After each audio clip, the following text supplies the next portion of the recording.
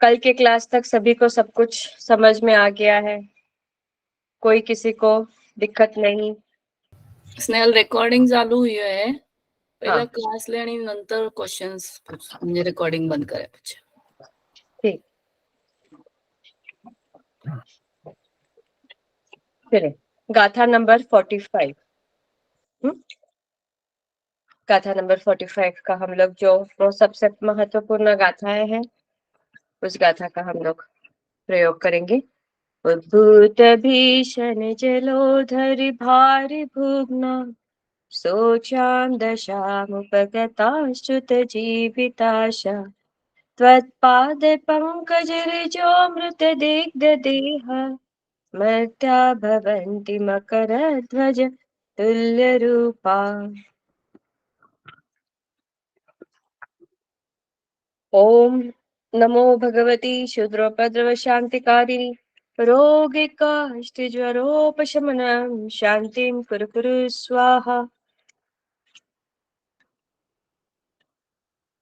ओम ह्रीं भगवते भय भीषणहराय नमः. ओम ह्रीं अरहं नमो अखिल महानसानं ज्रोम ज्रोम नमः स्वाहा.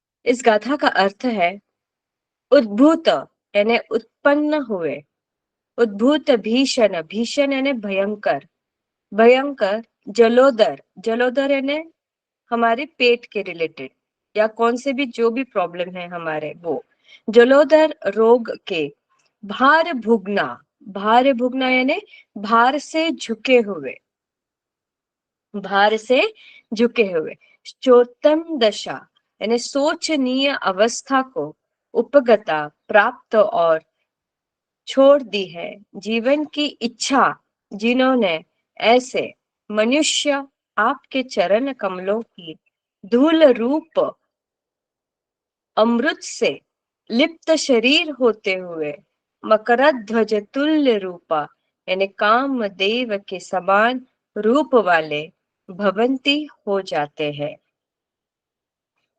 हे भवरोग चिकित्सक, जिन मनुष्यों को अत्यंत भयंकर जलोदर रोग उत्पन्न हो गया हो, लस्वरूप उसके भार से जिनकी कमर टेढ़ी पड़ रही हो, जो नितांत सोचनीय अवस्था को प्राप्त होकर जीने की आशा छोड़ चुके हो, वे यदि आपके चरण कमलों की बभूत यानी विभूति को अमृत मानकर शरीर पर लपेट लेते हैं तो वे सचमुच ही कामदेव के समान स्वरूपवान बन जाते हैं.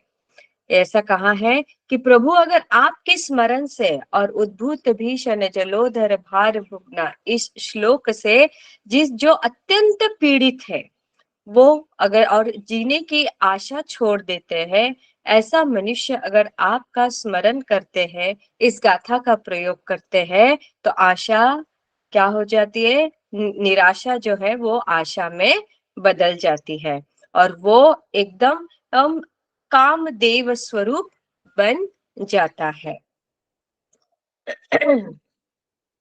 46 नंबर की गाथा.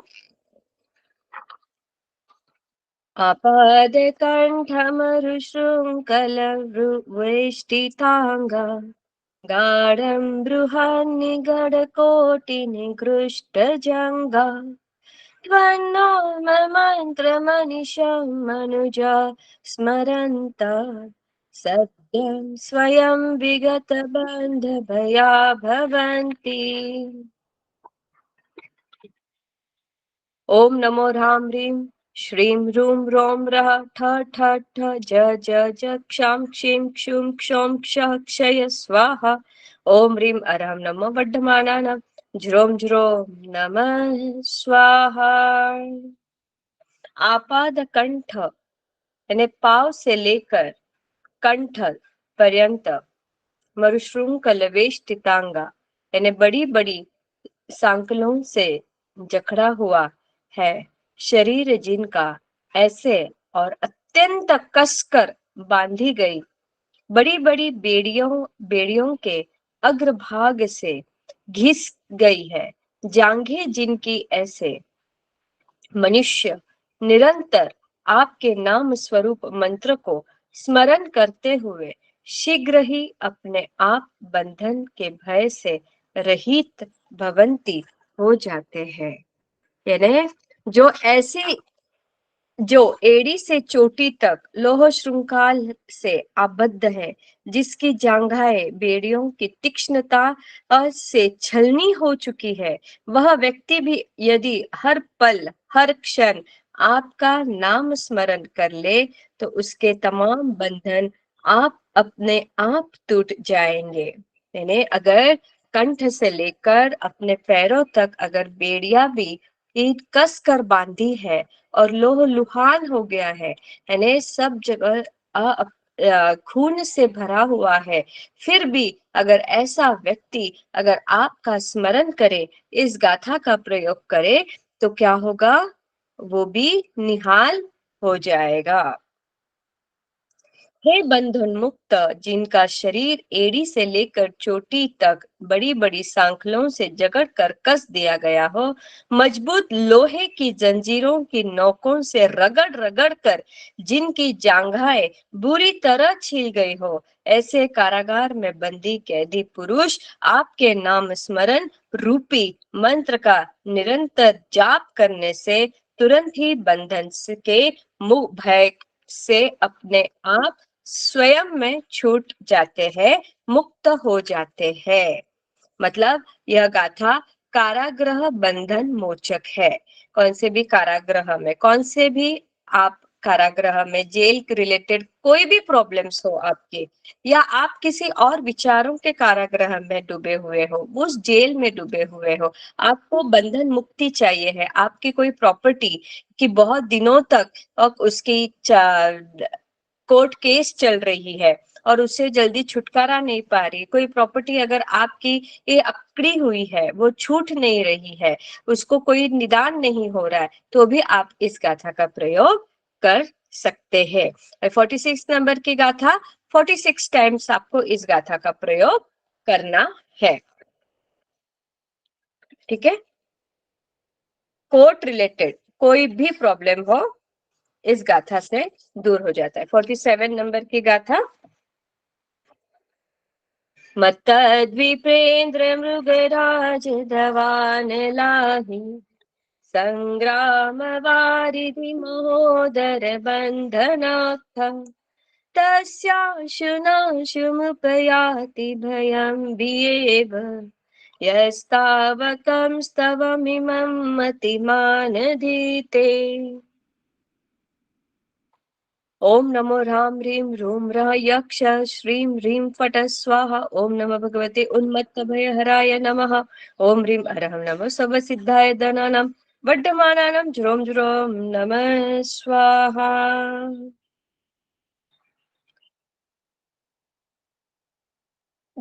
बुद्धिमान मनुष्य आपके इस स्तोत्र को पढ़ता है, उसका मत्त हाथी, सिंह, वनाग्नि, सांप, युद्ध, समुद्र, जलोदर और बंधन आदि से उत्पन्न हुआ डर मानव भय से ही शीघ्र विनाश को प्राप्त हो जाता है।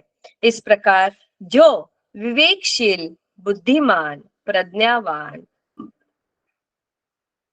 पुरुष है, आपके इस परम पवित्र स्तोत्र को अनवरत, नियमित श्रद्धा, चिंतन, अध्ययन, आराधन और नमन करते हैं, उनके मदोन्मत्त हाथी, विकराल सिंह, भमकता दावानल, भयंकर सर्प, विभत्स संग्राम, विक्षुब्ध समुद्र, कष्ट साध्य जलोदर और बंधन जनित भय भी भयाकुल होकर शीघ्र नष्ट हो जाते हैं तथा आपके भक्तजनों की और लौटकर बार नहीं करते।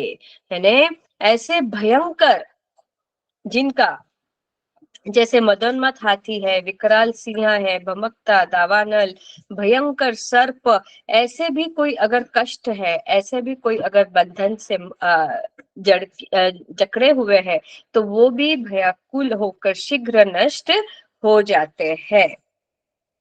सभी दिशाओं में विजय प्राप्त होती है। विजय लक्ष्मी प्रदायक यह काव्य है और महारोग मारी मरकी शांत हो जाती है। शस्त्रों के घावों को ठीक करता है। सर्व भय निवारक यह कार्य है। जो इस भक्तांबर स्तोत्र का हमेशा पाठ करते हैं उन बुद्धिमान व्यक्तियों को कभी भी हाथी, सिंह, अग्नि, सर्प, युद्ध, समुद्र, जलोधर जैसे रोग या बेड़ियों के बंधन कुछ भी नहीं कर पाते। ये सारे भय पलक झपकते दूर हो जाते हैं। यानी हमारे पलक झपकते ही ये सारे भय जो है वो दूर हो जाते हैं। जो भक्तामर का नियमित रूप से पठन करते हैं, स्तवना करते हैं, भक्ति रूप से उसे श्रद्धा रूप से उसका अध्ययन करते हैं, उन्हें कोई भी भय पूरे भविष्य में नहीं रह सकता, अपने जीवन में भी नहीं रह सकता। 48 नंबर की अंतिम गाथा। स्तोत्रस्तजां तव जिनेन्द्र गुणे निबद्धा भक्त्या मया विविधवन विचित्र पुष्प दत्ते जनो यही कंठगतामजस्त्र तं मानतुङ्गमवशासुमपैति लक्ष्मी। ओम ह्रां ह्रीं ह्रूं ह्रौं रः अस्यावसा ज्रों ज्रों नमः स्वाहा। ओम नमः भयवदमहदिमाविरवड्डमानानं बुद्धिरिसीनं ज्रों ज्रों नमः स्वाहा। ओम ह्रीं अरं नमो सवसाहुनं ज्रों ज्रों नमः स्वाहा। हे जिनेन्द्र देव, इस संसार में यह जन जो मनुष्य मेरे द्वारा भक्ति पूर्वक प्रसाद, माधुर्य, ओज आदि गुणों के से माला के पक्ष में डोरे से रुचि गई माला पक्ष में गुंथी गई सुंदर वर्ण रूपी विविध प्रकार के पुष्पों वाली आपकी स्तुति रूप माला को हमेशा कंठ में धारणा करते हैं। सम्मान से उन्नत पुरुष को स्वतंत्र स्वर्ग मोक्षादि की विभूति प्राप्त हो जाती है।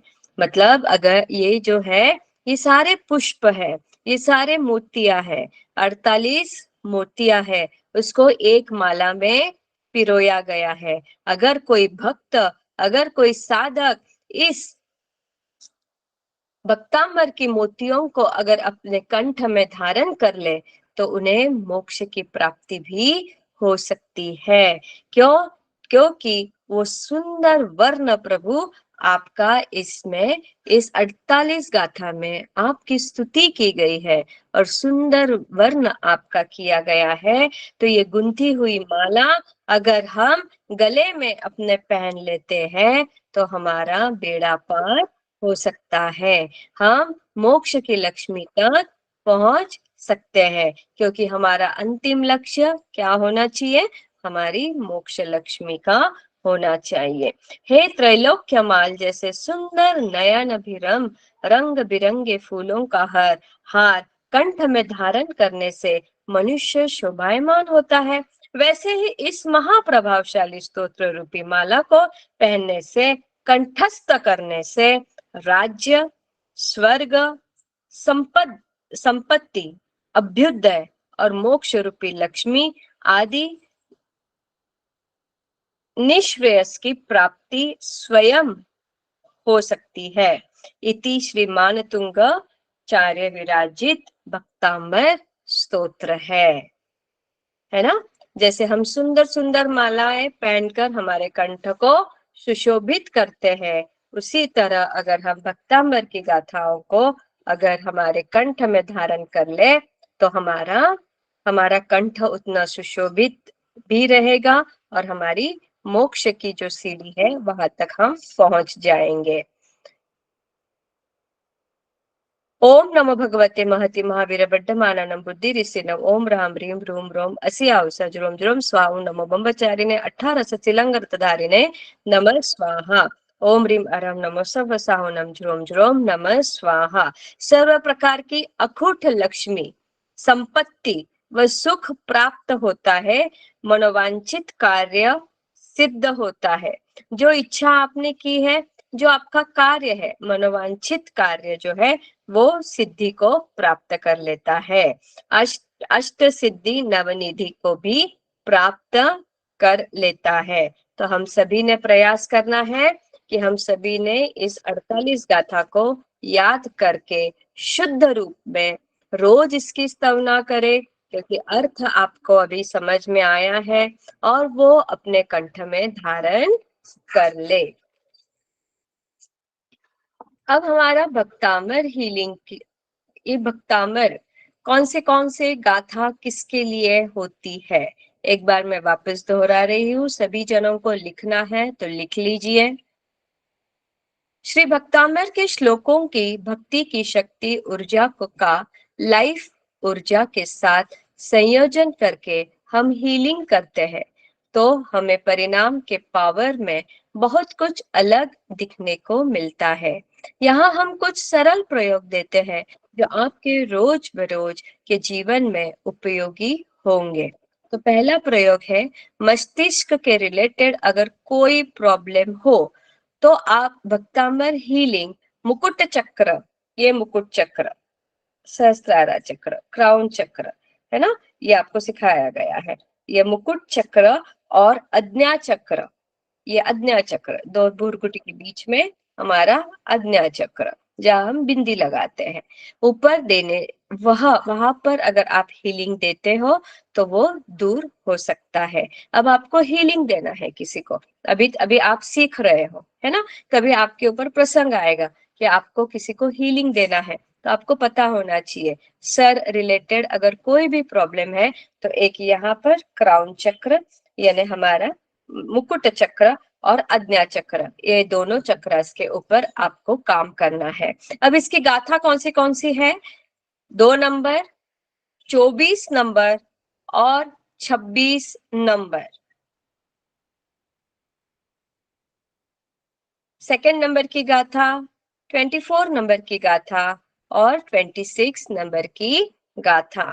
दिस इज फॉर आधा शीशी की भक्ति की शक्ति ऊर्जा का प्रयोग करना है। आधा शीशी यानी किसी को माइग्रेन की प्रॉब्लम है, बार बार किसी का सर दर्द कर रहा है, तो आप इस गाथाओं का प्रयोग कर सकते हैं। किसी ने आपको पूछा तो भी आपको जवाब आना चाहिए, नया कि दीदी मेरा सर दर्द कर रहा है कौन सी गाथा फेरू, नहीं, जितने यहाँ पर जुड़े हैं उन सब लोगों को अभी पता होना चाहिए सर रिलेटेड अगर कोई भी बीमारी है, कोई भी दुख है, स्वस्थता नहीं है, तो 2 नंबर की गाथा, 24 नंबर की गाथा, 26 नंबर की गाथा। अगर हमारे नेत्रों में प्रॉब्लम है, आंखों के ऊपर प्रॉब्लम है, आंखें रिलेटेड अगर कोई प्रॉब्लम है, तो हमें अज्ञा चक्र को ज्यादा हीलिंग देना चाहिए और श्री भक्तामर की उसके लिए गाथा है 5 नंबर की गाथा और 29 नंबर की गाथा, 5th नंबर और 29 नंबर की गाथा।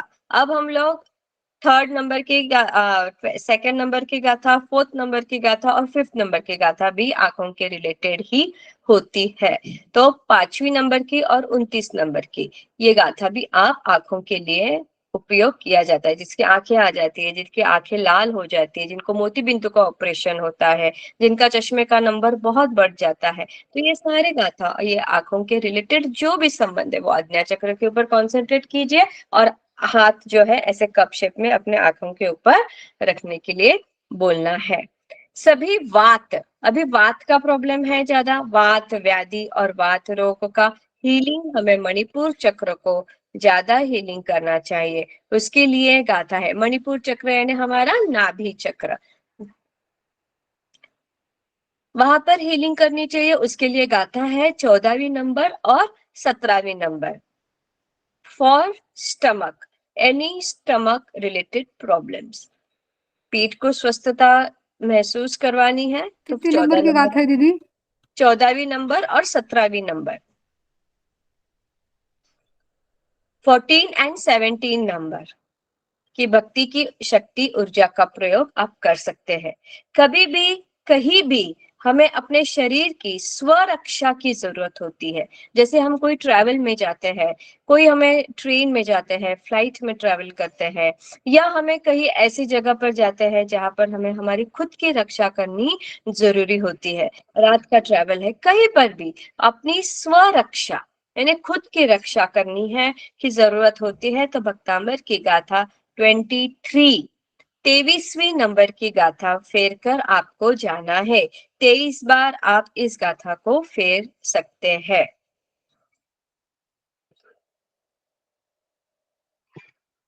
स्वरक्षा 23 नंबर की गाथा।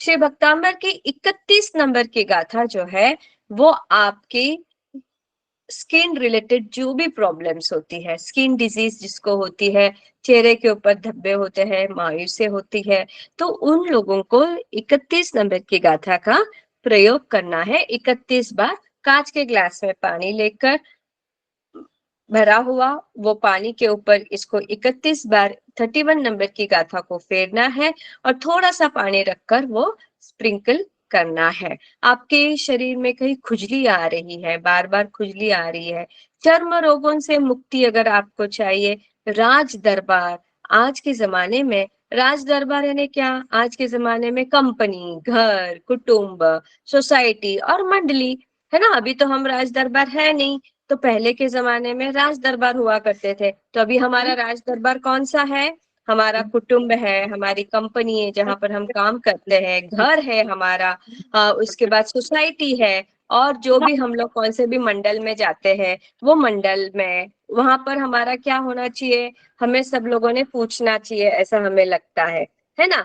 तो वो सबके ऊपर हमारा कंट्रोल होने के लिए इस 31 नंबर की गाथा का प्रयोग किया जाता है। मैं सम्मान और राजा, आज के जमाने में बॉस, बड़ा फैमिली मेंबर वश में होता है, यानी जो बॉस है और फैमिली मेंबर, वहां पर हमारा कंट्रोल होता है।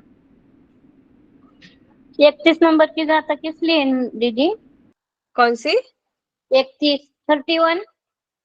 31 नंबर की मैंने बोला ना अभी, चर्म रोग, चर्म रोग और राज दरबार। जैसे पहले राज दरबार हुआ करते थे अपनी कंपनी में, अपने घर में, अपने कुटुंब में, सोसाइटी में, अपने मंडल में, हमारा एक स्थान होना चाहिए, एक प्रतिष्ठा होनी चाहिए, एक सम्मान होना चाहिए, उसके लिए भी इस गाथा का प्रयोग किया जाता है।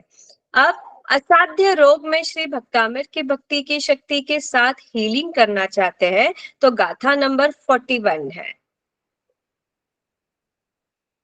किसके लिए दी? लास्ट लाइन क्या बोली?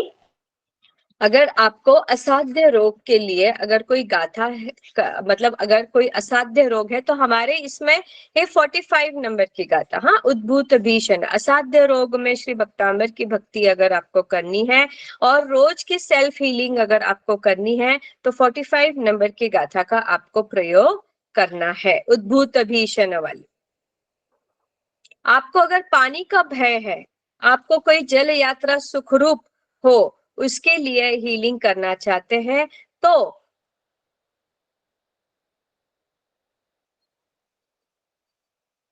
चौथी नंबर की गाथा का प्रयोग करें, 4th नंबर की गाथा का प्रयोग करें। जल यात्रा सुखरूप हो उसके लिए हीलिंग करना चाहते हो तो 4th नंबर की गाथा का प्रयोग करें। असाध्य रोग अपने मणिपुर चक्र के लिए, नाभि चक्र के ऊपर, और इसके लिए कोई नहीं है, जल यात्रा के लिए इसके लिए कोई चक्रा नहीं है। 4th नंबर की गाथा। गाथा नंबर 9वीं जो है, कोई भी यात्रा हमारी सुरक्षित होने के लिए, 9th नंबर की गाथा जो है, यात्रा सुरक्षित होने के लिए, और जो कंसीव नहीं होते हैं, जिनको कंसीव होना है, शादी हो चुकी है, अपना एज बढ़ चुका है पर फिर भी कंसीव नहीं हो रहे, कंसीव यानी जो प्रेग्नेंट नहीं हो पा रहे हैं, वो स्वादिष्ठान चक्र के ऊपर कंसंट्रेट करना है प्रेगनेंसी के लिए, और यात्रा के लिए निकलते हुए आप ऐसे ही 9 बार गाथा फेर सकते हैं।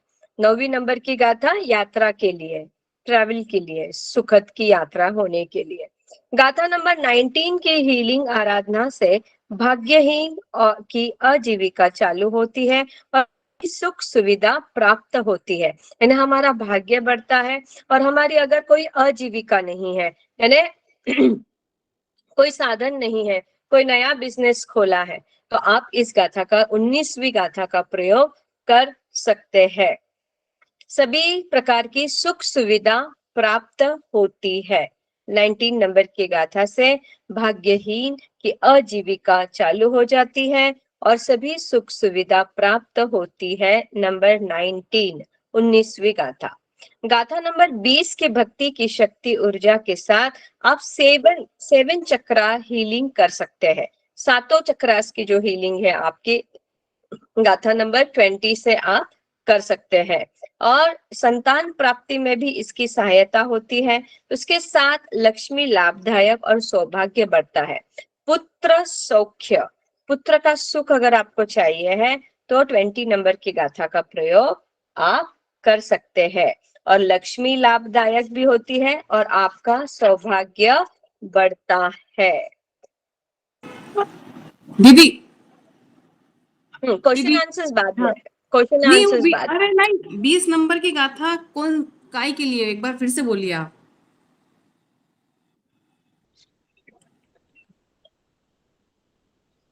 संतान प्राप्ति के लिए,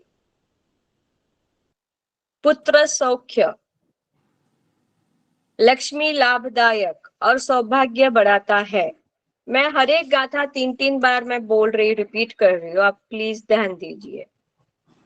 गाथा नंबर 21 जो है वो अपने संकल्प के साथ जुड़ने के लिए, यानी अगर आपने कोई संकल्प लिया है और वो संकल्प अगर आपका पूरा नहीं हो रहा है तो उस संकल्प को उसके साथ जोड़ने के लिए, अगर आप घर में बड़े हैं तो सर्वजन स्वजन और परिजन आपके अधीन होते हैं, सभी अनुकूल एवं वशीभूत होने के लिए, यानी सभी प्रकार का अनुकूलता हमारे जीवन में आए, कोई प्रतिकूलता ना आए, सब अच्छे से चले। इसलिए 21 नंबर की गाथा जो आप हम लोग हमेशा बोलते हैं ना, परिवार में शारीरिक, आर्थिक, मानसिक, आध्यात्मिक स्वस्थ है, मैं और मेरे परिवार के सभी सदस्य 100% शारीरिक, मानसिक, आर्थिक, आध्यात्मिक, ये संकल्प हम लोग रोज हीलिंग में लेते हैं। तो ये संकल्प को पूरा करने के लिए, इस संकल्प को अपना करने के लिए, इस संकल्प से जुड़ने के लिए 21 नंबर की गाथा का प्रयोग किया जाता है। बहुत सारे प्रयोग हैं जिसमें हमारे संकल्प के साथ हम भक्तामर के श्लोक की भक्ति की शक्ति को जोड़कर भक्तामर हीलिंग करके अपनी आत्मा की और जीवन की उन्नति कर सकते हैं। ठीक है, अब स्पेशल टिप्स है, क्लास बहुत महत्वपूर्ण है। स्पेशल टिप्स, महत्वपूर्ण कुछ टिप्स है वो भी आप लिख सकते हैं। दवा भी तभी असर करती है जब दुआ साथ हो।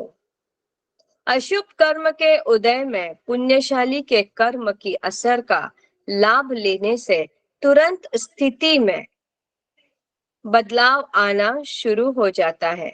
दवा भी तभी असर करती है जब दुआ साथ है, मतलब दवा भी अगर हमें असर करनी है तो उसके साथ हमारी दुआ भी होनी चाहिए। अशुभ कर्म के उदय के आने से हमारा पुण्यशाली के कर्म की असर का लाभ लेने से तुरंत स्थिति में बदलाव आना शुरू हो जाता है। जब हमारे अशुभ कर्म घटते हैं, जब हमारे अशुभ कार्य में पुण्यशाली हमारे कर्म जुड़ जाते हैं तो हमें लाभ दिखाई देते हैं। श्री भक्तांबर के श्लोकों की रचना देखिए, श्री भक्तांबर स्तोत्र श्लोकों की रचना कब हुई और कैसे हुई।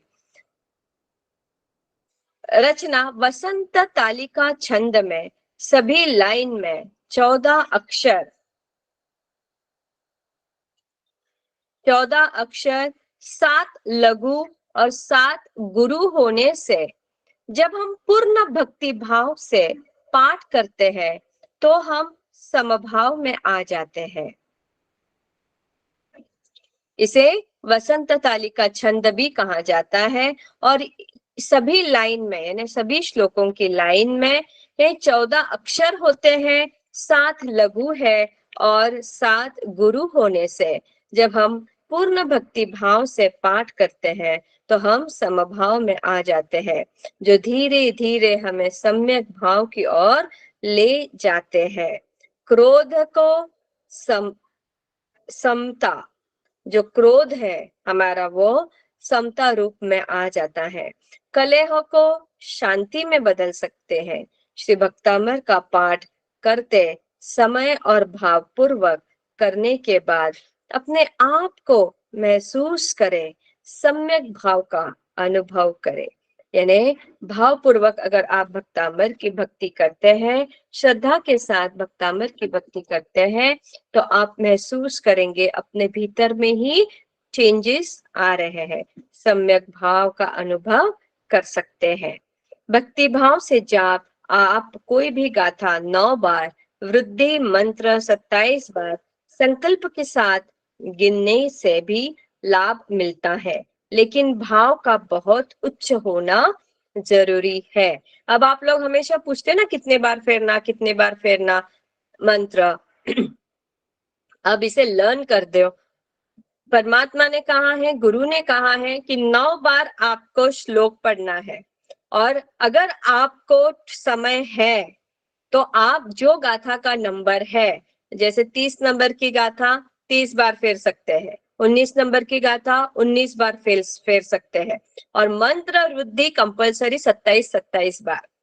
कौन से भी गाथा की मंत्र वृद्धि 27 बार। अगर आपके पास समय नहीं है, आपको जल्दी है, अगर आप उतना समय भक्तामृत जी को नहीं दे सकते हैं, तो आपको 9 बार कंपलसरी संकल्प के साथ फेरना है। हर एक गाथा जो आपका संकल्प है, जो जैसे जिसको संकल्प डालना है उस तरह से। पॉजिटिव एफर्मेशन में मैं अभी आगे का वही होगा हमारा एफर्मेशन किस तरह से लेना है।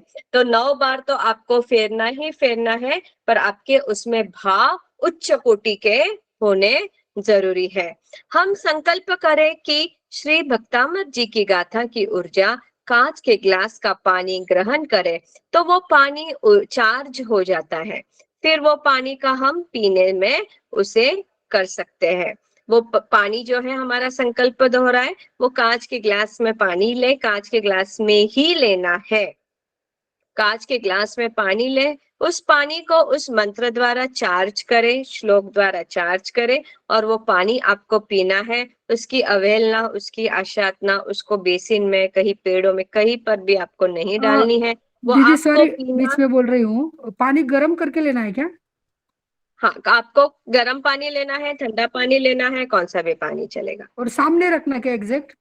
हाँ, अपने सामने, अपना उसके हाथ, ये जो उंगली है ना, रिंग हाँ फिंगर अनामिका, हाँ। वो पानी में डालनी है, गाथा फेरनी है, और वो पानी आपको सेवन करना है, ग्रहण करना है। धन्यवाद।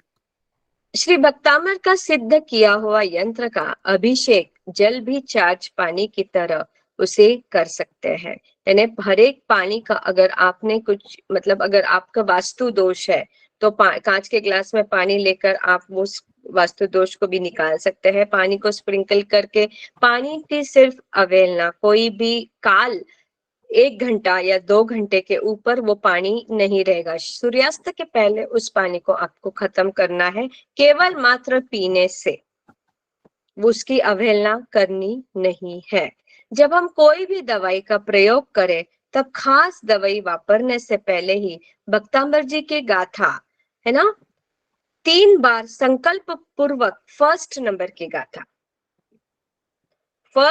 की गाथा, अगर आपको कौन सी दवा चल रही है और आप दवा लेते समय, टैबलेट्स लेते समय पानी तो पीते ही है, तो फर्स्ट नंबर की गाथा या 45 नंबर की गाथा जो है, वो संकल्प के साथ अगर आप गिने कि मेरी ये दवाई बंद हो रही है और अब मैं स्वस्थता को महसूस कर रही हूँ, तो कांच के ग्लास का पानी जो आप पानी लेने वाले हैं दवाई के, तो 3 बार आपको सिर्फ आपका संकल्प दोहराना है और 3 बार गाथा को दोहराना है। फर्स्ट नंबर की गाथा या 45 नंबर की गाथा, कौन सी भी गाथा आप फेर सकते हैं। गिने इस दवाई की सभी नकारात्मकता प्रतिक्रियाएं खत्म हो गई है, इससे मुझे संपूर्ण सकारात्मक रिजल्ट मिल गया है, ऐसा आपको दोहराना है।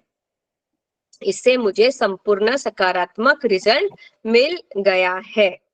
ठीक है, दवाई खाने से पहले जब आप दवाई खाने के लिए पानी लेकर बैठते हो, उस पानी को आपको चार्ज करना है। अब चक्रा मेडिटेशन शॉर्ट में मैं आपको बता रही हूँ, चक्रा मेडिटेशन क्या होता है। जो हमारे चक्रास बंद हो जाते हैं वो चालू होने लग जाते हैं। चक्रा बैलेंस होना, चक्रा ऊर्जावान होना, यानी चक्रा मेडिटेशन कहा गया है।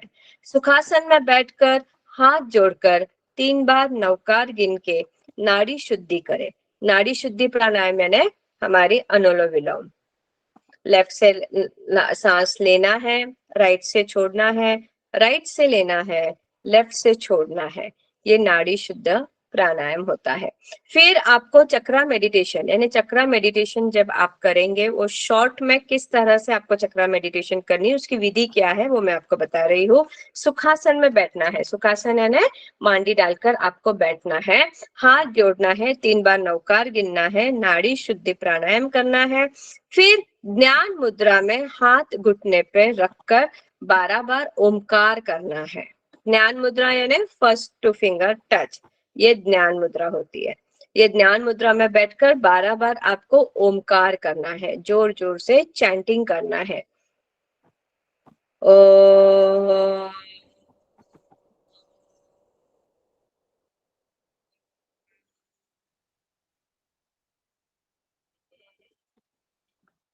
इस तरह से इतनी दीर्घ सांस में आपको ओमकार 12 बार गिनना है। जीभ के तलवे के साथ टच करके शत्रुंजय तीर्थाधिपति आदिनाथ भगवान को नमन करते हुए 1 मिनट के बाद जीभ को नॉर्मल कर रखें। धीरे से श्वास लेते हुए अपना ध्यान मूलाधार चक्र के ऊपर केंद्रित करें और श्वास छोड़ते हुए बीज मंत्र लम का उच्चारण करें।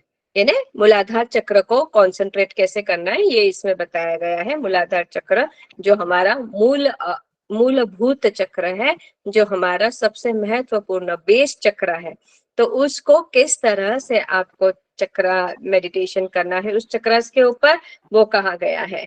तो बीज मंत्र क्या है मूलाधार चक्र का? लम बीजाक्षर है और उसका कलर कौन सा है? रेड कलर है। ठीक है, तो आपको जब मूलाधार चक्र को एक्टिवेट करना है, उसे कंसंट्रेट करना है, उसे स्टेबल करना है, तो लम बीजाक्षर का दीर्घ सांस के साथ आपको लम लम इस तरह से आपको करना है।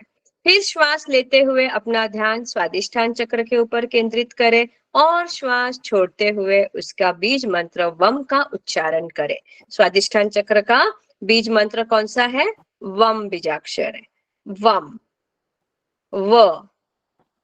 वरुण का वम, वम स्वादिष्ठान चक्र का। तो उसी तरह जैसे लम बीजाक्षर का प्रयोग किया है, वैसे ही वम बीजाक्षर का हर एक चक्रास के ऊपर 3 से 7 मिनट तक आप प्रयोग कर सकते हैं। धीरे धीरे हर श्वास के साथ नीचे से आपको ऊपर जाना है। हमेशा हर सांस के साथ अपना ध्यान आगे बढ़ाते हुए चक्रा पर ले जाइए और श्वास छोड़ते समय चक्रास के बीज मंत्र का उच्चारण करना। यानी श्वास जब आप ले रहे हैं तो चक्रास के ऊपर कंसंट्रेट करें और जब सांस छोड़ रहे हैं तब वम, ऐसे वम, इस तरह। यानी सांस लिया और छोड़ते वक्त उस चक्रास के ऊपर वम बीजाक्षर का प्रयोग किया है। इस समय आपको नीचे दिया गया संकल्प श्वास लेते समय बोलना है। क्या बोलना है वो सुन लीजिए, वो लिख लीजिए। भक्तामर के श्लोक की भक्ति की शक्ति, भक्तामर जी के श्लोक की भक्ति की शक्ति और जीवन ऊर्जा से मेरा चक्र, भक्तांबर जी के श्लोक की भक्ति की शक्ति और जीवन ऊर्जा से मेरा चक्र ट्यून हो गया है। ट्यून यानी ट्यून हो गया है, यानी स्टेबल हो चुका है। जो भी आपको शब्द अच्छा लगे वो लिख लीजिए। कांस्टेंट हो गया, स्टेबल हो गया है या एक्टिवेट हो गया है। भक्तांबर जी के श्लोक की भक्ति की शक्ति और जीवन ऊर्जा से मेरा चक्र ट्यून हो गया है। फिर सहस्त्राधार चक्र से वापिस आज्ञा चक्र और नीचे आते हुए बीज मंत्र का उच्चार करें। ऐसी साइकिल 3 से 7 मिनट संकल्प के साथ करें। मेडिटेशन खत्म होते ही अपने आप को रिलैक्स और ऊर्जावान महसूस करें। दोनों हथेलियों को एक दूसरे के साथ घिसने के बाद अपने चेहरे को और पूरी बॉडी में लगाएं और सोचे कि मेरी ऑरा बैलेंस हो चुकी है। पूर्ण भक्ति भाव से दादा आदिनाथ का एवं श्री भक्तांबर जी की ऊर्जा का हार्दिक आभार व्यक्त करें। ये ऐसे आपके 11 स्टेप्स होने चाहिए जब आप चक्रास को एक्टिवेट करेंगे, चक्रास के मेडिटेशन करेंगे, तब आपके ये 11 स्टेप्स जैसे मैंने आपको बताया उस तरह से आपको नीचे से ऊपर और ऊपर से नीचे ऐसा मेडिटेशन करना है। 7 मिनट की क्रिया या उससे ज्यादा भी आप कर सकते हैं। हर एक चक्रास के ऊपर एक एक दिन भी कर सकते हैं या हर एक चक्रास के ऊपर एक एक मिनट तक ऐसे ऊपर जाए नीचे आए या हर एक चक्रास के ऊपर 3 मिनट आप दे सकते हैं। आपकी इच्छा अनुसार आप जितना बैठ सकते हैं उतना। अब आप सारे गाथाओं का आपको सारे गाथाएं कौन से किसके लिए है वो सब कुछ आपको बताया गया है। अब संकल्प कैसे लेना है, संकल्प क्या है? हम लोग बार बार बोल रहे हैं ना संकल्प लेना चाहिए, तो संकल्प क्या है? हमने अपने जीवन में जब हमने कुछ करने के लिए जब ठान ली है और हम जो दृढ़ शुद्ध निश्चय करते हैं और उसको पकड़ के आगे ही आगे चलने को शुरू करते हैं, उसी शुभ विचार को संकल्प कहते हैं। यानी हमने कोई निश्चय किया है, हमारा कोई एम है, हमारा कोई लक्ष्य है या हम किसी कौन से भी कारण से पीड़ित है, तो हमें उस संकल्प को पॉजिटिवली एफर्मेशन डालना है। अब संकल्प कैसे डालना है वो मैं आपको बता रही हूँ। पर सावधान, संकल्प हमेशा सकारात्मक भावनाओं से युक्त होना चाहिए। आपका संकल्प हमेशा पॉजिटिव होना चाहिए, नकारात्मक संकल्प नहीं होना चाहिए। सावधान रहे इस बात का। Only and only positive affirmation लेने से आप खुद को ही हानि पहुंचाएंगे, एवं नकारात्मक अगर संकल्प आपने लिया तो खुद को ही हानि पहुंचाएंगे एवं पाप कर्म की वृत्ति होगी। ताकि संकल्प जरूर लेवे परंतु सकारात्मक संकल्प ही लेवे। अब संकल्प क्यों करना चाहिए? कोई भी क्रिया या विचार या कर्म या ऊर्जा का संगठित होना एक लक्ष्य, विचार या परिणाम के लिए होता है। कोई भी क्रिया या विचार या कर्म या ऊर्जा का संगठित होना एक लक्ष्य, विचार या परिणाम के लिए होता है। कोई भी अगर हमारा विचार भी वो कोई भी तो वो एक लक्ष्य का विधान होना चाहिए, उसका एक परिणाम होना चाहिए। दृढ़ सकारात्मक संकल्प करने से उसका लक्ष्य तय हो जाता है और ऊर्जा का समूह उसे सिद्धि करने में लग जाता है। अगर हम संकल्प नहीं करते हैं तो हमारी ऊर्जा किसी और के संकल्प को पूरा करने में उसे नहीं हो जाते ना। हमारी ऊर्जा जो है किसी और के संकल्प को पूरा करने में नहीं होती है। जैसे कि किसी ने जनरेटर को चालू किया है और उसका कनेक्शन किसी के साथ नहीं किया है, तो उस ऊर्जा का कुछ काम नहीं होता है। मतलब जनरेटर तो चालू किया है पर वो कनेक्ट कहाँ पे करना वो ही पता नहीं है, तो वो जनरेटर काम आएगा क्या? वो जनरेटर चालू होगा? मतलब ये कि हमारा जो कनेक्शन होना चाहिए, जिस व्यक्ति को अगर हमें हीलिंग देनी है उसने आपको मांगना चाहिए हीलिंग दो करके, तो ही आप उनके साथ कनेक्ट हो सकते हैं, वरना आप सिर्फ उनको बोल सकते हैं ये गाथा का आपको हीलिंग करनी है। क्योंकि कनेक्शन होना कब पॉसिबल होता है, जब सामने वाला इंसान रेडी हो, तभी उसके साथ कनेक्शन होता है। अब संकल्प कैसे करना चाहिए, संकल्प कैसे करना चाहिए, संकल्प प्रैक्टिकली पॉसिबल होने चाहिए।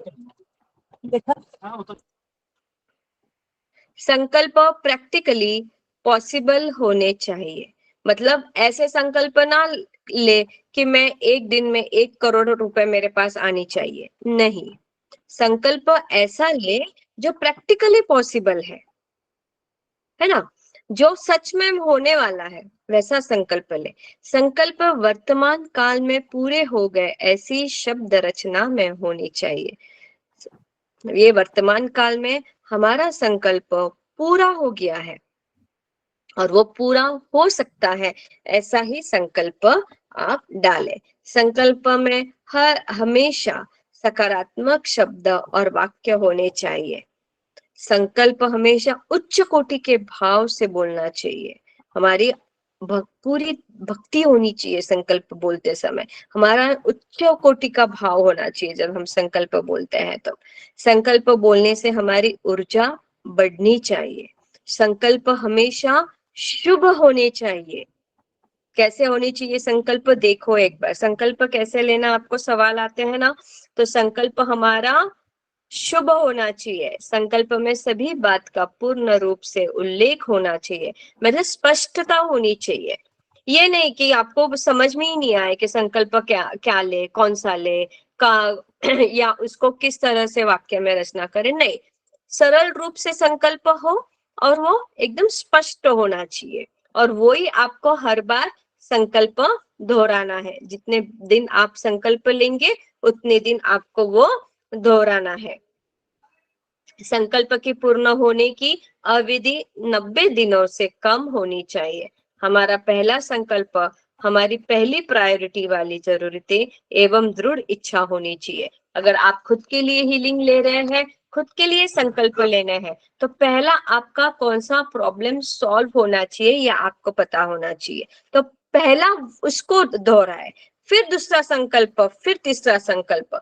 पहले उसका रिजल्ट आने दो, जब आपका उसके ऊपर विश्वास होगा। पहली प्रायोरिटी कौन से संकल्प को देनी है, ये आपको स्वयं को तय करना होगा। एक साथ सब आप करने जाओगे तो कंफ्यूजन होगा, या एक समय आप एक संकल्प को पूरा करो, दोपहर का समय दूसरे संकल्प का करो, और फिर शाम के समय तीसरा संकल्प डालो। ऐसे आप कर सकते हैं, पर आपका समय, आसन, वक्त एक ही होना चाहिए। आपकी संकल्प वैसी ही होनी चाहिए। संकल्प सिद्धि कैसे करें, कागज को अपना लेफ्ट हैंड में पकड़े। एक कागज पर आप लिख सकते हैं आपका संकल्प, और वो लेफ्ट हैंड में पकड़े। जैसे हम लोग रोज ये वाली मुद्रा करते, देखो ये संकल्प मुद्रा होती है। लेफ्ट हैंड पे हमारा राइट हैंड, ये संकल्प मुद्रा होती दीदी है। आपका चेहरा ही नहीं दिख रहा है दीदी।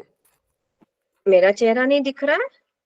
हाँ दिख रहा है, दिख रहा है, दिख रहा है, दिख रहा है। दिख रहा है चेहरा? दिख रहा है। ये देखो, ये संकल्प मुद्रा होती है।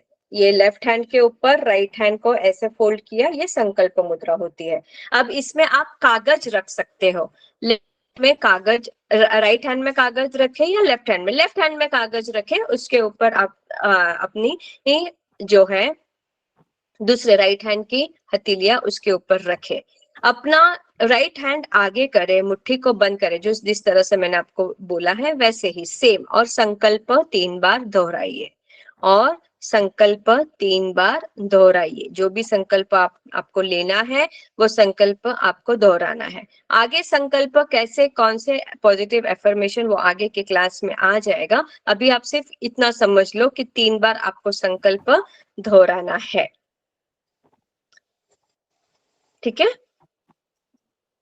ऊपर बताई गई प्रक्रिया आप अपने लिए कोई भी वस्तु, वो लेफ्ट हैंड में पकड़कर हर आप उसे बोल सकते हैं। शारीरिक पीड़ा हो या आपकी बिजनेस रिलेटेड हो या आपका कोई कोर्ट कचहरी चल रही हो या आपके बच्चों के लिए है, तो कोई भी संकल्प आप लिखकर रख सकते हैं और उसे दोहरा सकते हैं।